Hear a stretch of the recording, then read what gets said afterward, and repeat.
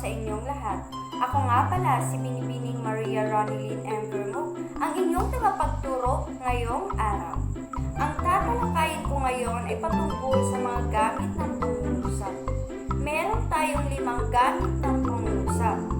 Una na lang dito ay ang paturol o kasalaysay, patanong, padamdam, pautos, at pakiusap.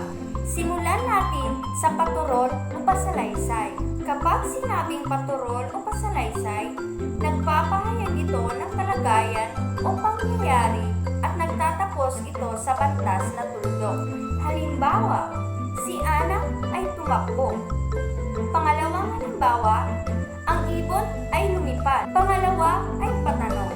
Kapag sinabi nating patanong, ito ay pangungusap na nagsisiyasat o naghahanap ng sagot at nagtatapos sa batas na tandang pananong o question mark. Halimbawa, si Aling Lourdes ba ang nanay mo? Pangalawang halimbawa, kaya mo bang buhatin niyang upuan? Pangatlo ay padamdam. Kapag sinabi nating padamdam, ito ay nagsasaad ng matinding damdamin tulad ng tuwa, takot, o pagkagulat at nagtatapos ito sa tandang padamdam. Halimbawa, naku, nadapa yung bata. Pang-apat ay ang pautos. Kapag sinabi nating pautos, ang pangungusap nito ay nagsasaad ng pag-utos at ginagamitan ito ng batas na tuldok. Halimbawa, kunin mo nga ang mga gamit. Pangalawang halimbawa, magdilig ka ng halaman.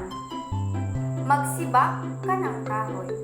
Dumako naman tayo sa panghuli, ito ay ang pakiusap.